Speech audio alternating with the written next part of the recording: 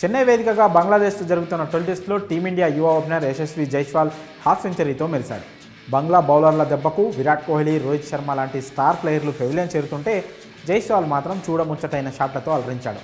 బంగ్లా బౌలర్లను ధీటుగా ఎదుర్కొంటూ ఆడినంతసేపు ఫోర్లతో అలరించాడు. ఇక ఈ మ్యాచ్లో 118 బంతుల్లో 9 ఫోర్లతో 56 పరుగులు చేశాడు. ఈ క్రమంలోనే అరుదైన ప్రపంచ రికార్డును జైస్వాల్ తన పేరిట సువర్ణాక్షరాలతో లిఖించుకున్నాడు. 147 ఏళ్ల టెస్ట్ క్రికెట్ చరిత్రలో ఓ బ్యాటర్ ఈ రికార్డు సాధించడం ఇదే తొలిసారి. ఇంతకీ ఆ రికార్డు ఏంటంటే, యశస్వి జైస్వాల్ టీమిండియాలోకి దూసుకొచ్చిన అతి తక్కువ సమయంలోనే 3 ఫార్మాట్స్లో తన ప్లేస్ను సుస్థిరం చేసుకున్నాడు. తనదైన ఆట తీరుతో టీమిండియా ఫ్యూచర్ స్టార్గా దిగ్గజాల నుంచి కితాబ్ అందుకుంటున్నాడు. ఇక ప్రస్తుతం బంగ్లాదేశ్తో జరుగుతున్న తొలి టెస్టులో విరాట్ కోహ్లీ, రోహిత్ శర్మ, కేఎల్ రాహుల్, శుభ్మన్ గిల్ లాంటి స్టార్ ప్లేయర్లు విఫలమైన చోటే హాఫ్ సెంచరీతో సత్తా చాటాడు. దాంతో ఓ అరుదైన ఘనతను తన పేరిట లిఖించుకున్నాడు. తన మొదటి 10 ఇన్నింగ్స్లో సొంత గడ్డపై అత్యధిక పరుగులు చేసిన తొలి ప్లేయర్గా చరిత్ర సృష్టించాడు.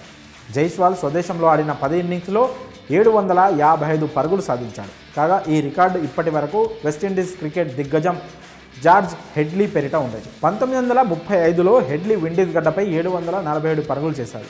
ఇప్పుడు ఈ రికార్డును జైస్వాల్ బద్దలు కొట్టాడు. అయితే స్వదేశంలో 750కి పైగా రన్స్ చేయడం మాత్రం 147 ఏళ్ల టెస్ట్ క్రికెట్ చరిత్రలో ఇదే తొలిసారి కావడం విశేషం. ఇక బంగ్లా బౌలర్లను ధీటుగా ఎదుర్కొని హాఫ్ సెంచరీ సాధించడంతో భారత్ పటిష్ట స్థితిలో నిలవడానికి తన వంతు సాయం అందించాడు.